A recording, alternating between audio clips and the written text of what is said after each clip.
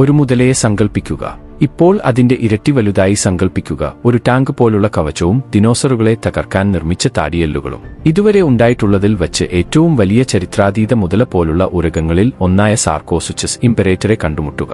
ഏകദേശം 112 ദശലക്ഷം വർഷങ്ങൾക്ക് മുമ്പ് ആദ്യകാല ക്രിറ്റേഷ്യസ് കാലഘട്ടത്തിൽ ജീവിച്ചിരുന്ന സാർക്കോസുച്ചസ് ഇപ്പോൾ ആഫ്രിക്കയിലും തെക്കേ അമേരിക്കയിലും പ്രവർത്തിക്കുന്ന നദികളിലും ചതുപ്പുനിലങ്ങളിലും ചുറ്റി സഞ്ചരിച്ചു. സൂപ്പർ ക്രോക്ക് എന്ന് വിളിപ്പേരുള്ള ഈ ഭീമൻ 12 മീറ്റർ ഏകദേശം 40 അടി വരെ നീളവും ഏകദേശം 8 ടൺ ഭാരവും ഉണ്ടാകുമായിരുന്നു. ഏകദേശം ഒരു സിറ്റി ബസിന് തുല്യം. അതിന്റെ തലയോട്ടിക്ക് മാത്രം ഏകദേശം 6 അടി നീളമുണ്ടാകും. മത്സ്യത്തെ പിടിക്കാൻ മാത്രമല്ല, വെള്ളത്തിന്റെ അരികിൽ കുടിക്കാൻ ധൈര്യപ്പെടുന്ന ദിനോസറുകൾ ഉൾപ്പെടെ വലിയ ഇരകളെ നേരിടാനും രൂപകൽപ്പന ചെയ്തിട്ടുള്ള 100-ലധികം കോണാകൃതിയിലുള്ള പല്ലുകൾ കൊണ്ട് സജ്ജീകരിച്ചിരിക്കുന്നു.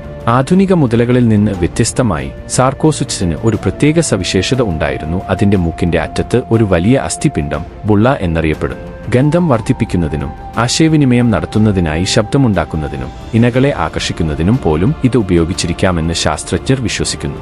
ഈ പരമോന്നത വേട്ടക്കാരൻ പതുക്കെ ഒഴുകുന്ന നദികളിൽ പതിയിരുന്ന് അടിക്കാൻ പറ്റിയ നിമിഷത്തിനായി ക്ഷമയോടെ കാത്തിരുന്നു. അതിന്റെ വലിപ്പവും ശക്തിയും കാരണം ഒരിക്കൽ അത് കടിച്ചുകീറിയാൽ രക്ഷപ്പെടൽ മിക്കവാറും അസാധ്യമായിരുന്നു. ഫോസിൽ തെളിവുകൾ സൂചിപ്പിക്കുന്നത് അത് ഒരു അവസരവാദ വേട്ടക്കാരനായിരുന്നു. അതിന്റെ പാതയിൽ വരുന്ന ഏതാണ്ട് എന്തും വീഴ്ത്താൻ കഴിവുള്ളവനായിരുന്നു. കാലാവസ്ഥ മാറുകയും പുതിയ വേട്ടക്കാർ പരിണമിക്കുകയും ചെയ്തോടെ സാർക്കോസുച്ചസ് ഒടുവിൽ അപ്രത്യക്ഷമായി. പക്ഷേ അതിന്റെ പാരമ്പര്യം ഫോസിൽ രേഖയിൽ തുടരുന്നു. പ്രകൃതിയുടെ അസംസ്കൃത ശക്തിയുടെ പുരാതന ഓർമ്മപ്പെടുത്ത്.